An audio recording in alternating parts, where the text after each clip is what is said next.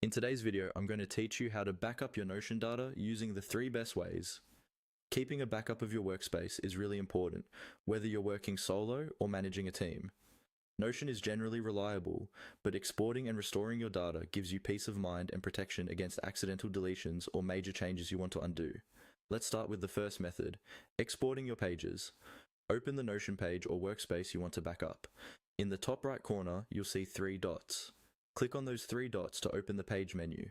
In this menu, look for the export option and click on export.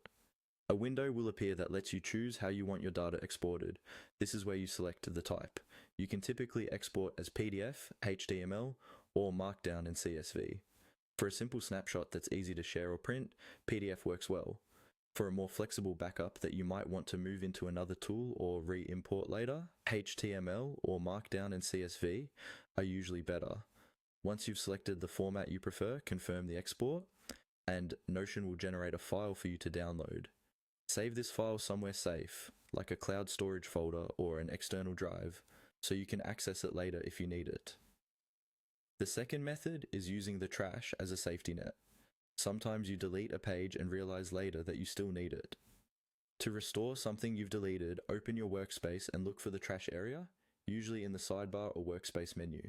Click on trash and you'll see a list of pages that have been removed but not permanently erased. Find the page you want to bring back, click on it, and then click on Restore. This will return the page to your workspace, usually in its original location or under a restored section. Think of this as a quick backup for anything you might remove by mistake. The third method is version history, which helps when you haven't deleted a page but you've changed it too much and want to go back. On the page you're working with, click on the 3 dots again in the top right corner. In the menu that appears, click on Version History. Here, you'll see a timeline of previous versions of the page. You can open any version to preview how it looked at that point in time, and from there,